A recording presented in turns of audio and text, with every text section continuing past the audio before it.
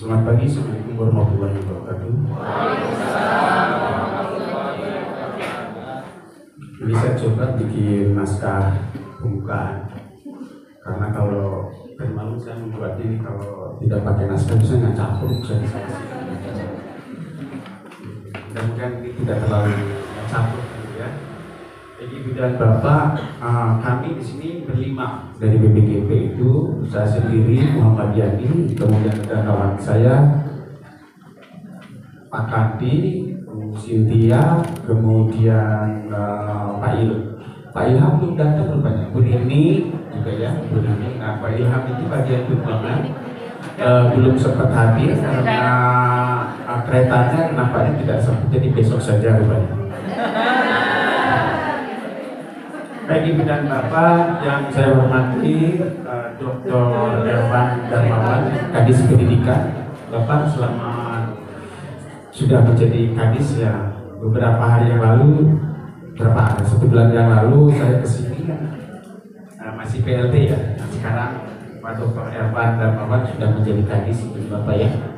Masih sangat muda rupanya. Mungkin di atas saya 5 tahunan lagi. Kemudian para pengajar praktik, ini banyak teman-teman saya di sini, ada 5 atau 6 orang ya, yang kemarin sudah kita bertemu pada ibu-ibu biasa, ibu bibirna seueur ibu-ibu teh. Yang harus dipanggil ikut campur juga ya, bertemu. Baik teman-teman, ini ada 6 orang Pak yang kemarin pengawas yang bertemu pada kegiatan pengawas di Hotel Santika Garut itu ya. Dan alhamdulillah bertemu kembali dengan 5 orang ini, Ibu Maya, Bu Ai, siapa lagi teman-teman, Bu Lilis dan seterusnya teman-teman ya. Nah kabarnya itu luar biasa Pak Ciamis. Jadi kalau dulu itu kita tahu pengawas itu ya sudah asam urat begitu ya. Dan karena pengawas itu pada saat itu posisinya salah satu dari syaratnya itu mungkin harus asam urat, darah tinggi begitu ya, kolesterol gitu. Tapi ternyata sekarang masih sangat muda, dan itu kebanyakan adalah lulusan guru penggerak. Itu jadi luar biasa tidak Bapak ya. Nah, jadi mereka sudah menjadi pemimpin yang lebih luas. Guru juga memimpin pembelajaran di sekolah, di kelas, tapi mereka sekarang memilih berkarir menjadi pengawas, sehingga kepemimpinan menjadi lebih luas gitu ya teman-teman. Nah saya kemarin menegaskan bahwa Ibu Bapak setelah menjadi guru penggerak itu tentu itu memberi kesempatan lebih untuk berkarir di dalam pendidikan, karena ribet depannya ya Pak. Semacam password lah untuk masuk menjadi kepala sekolah, menjadi pengawas sekolah itu harus melalui guru penggerak dulu ya Ibu dan Bapak. Kemarin teman-teman itu yang dari pengawas itu ada yang hanya baru beberapa bulan menjadi kepala sekolah, pindah menjadi pengawas sekolah. Ini trennya begitu Pak Kadis. Jadi hasil survei yang kami lakukan itu, guru penggerak itu dari sekolah negeri lebih memilih menjadi pengawas dibandingkan menjadi kepala sekolah. Saya tidak tahu ada apa di situ ya. Tetapi kalau CGP itu dari sekolah swasta lebih banyak memilih menjadi kepala sekolah. Itu pilihan ya Ibu dan Bapak, seperti itu. Tapi yang penting itu Ibu dan Bapak daftar menjadi calon guru penggerak itu pada dasarnya adalah mengukuhkan diri bahwa Ibu dan Bapak menjadi server yang menjadi pengabdi. Kalau tadi di lagunya itu menjadi apa? Penghamba ya. Jadi pelayan siswa itu yang paling penting sebenarnya. Walaupun Ibu dan Bapak setelah CGP Ibu Bapak punya kesempatan berkarir, tapi yang paling penting adalah Ibu dan Bapak mengokohkan diri bahwa kita sebagai pelayan kepada siswa. Jadi lulus dari 6 bulan ke depan Ibu dan Bapak itu harus menjadi pelayan yang lebih baik dibandingkan dengan yang sekarang. Ya, kan ada topik utama di dalam CGP itu adalah pembelajaran terdiferensiasi. Ya, bagaimana kita mentreatment siswa sesuai dengan karakteristiknya. Ya, walaupun masih sekarang masih sangat terbatas kan Ibu dan Bapak ya. Masih terbatas, masih dalam gaya belajarnya auditori, kinestetik, visual seperti itu. Nanti Ibu dan Bapak bisa dikembangkan sendiri, ya.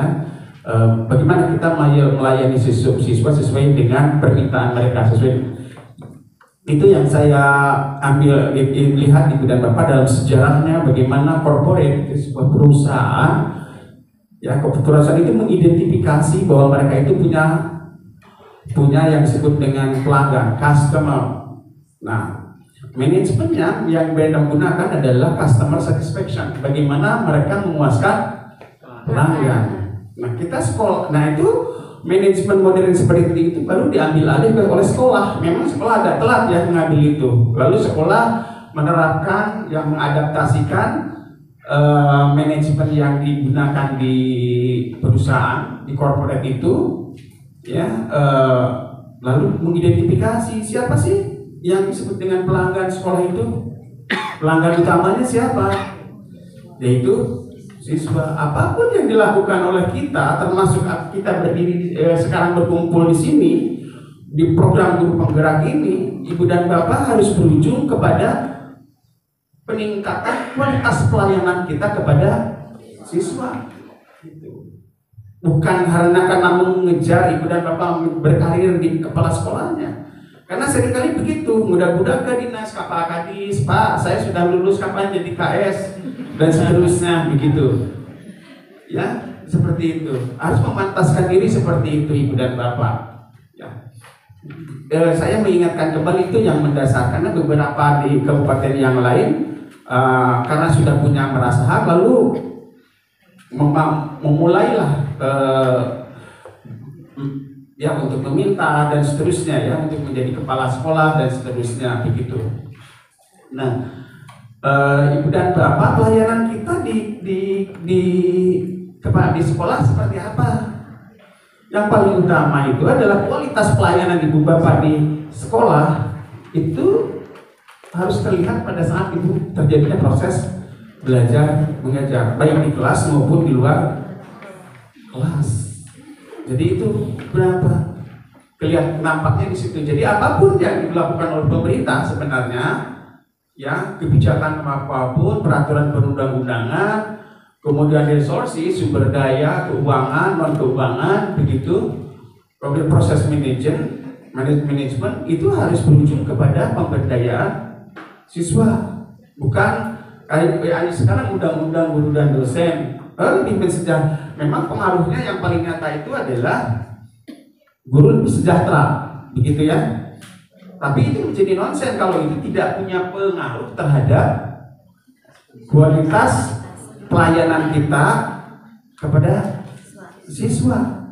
Ibu Sri Mulyani itu Menteri Pendidikan, Menteri Keuangan itu berkali-kali bicara, ya, sertifikasi, tunjangan sertifikasi itu tidak ada pengaruh terhadap kinerja dari guru yang bersangkutan seperti itu. Ya, nah ini tidak terjadi. Ibu dan Bapak mungkin teman-teman kemarin masih bingung bagaimana yang disebut dengan kita sebagai guru melayani siswa, mungkin masuk ke guru penggerak itu lebih jelas apa yang harus kita lakukan gitu ya yang sebenarnya. Nah, Ibu dan Bapak,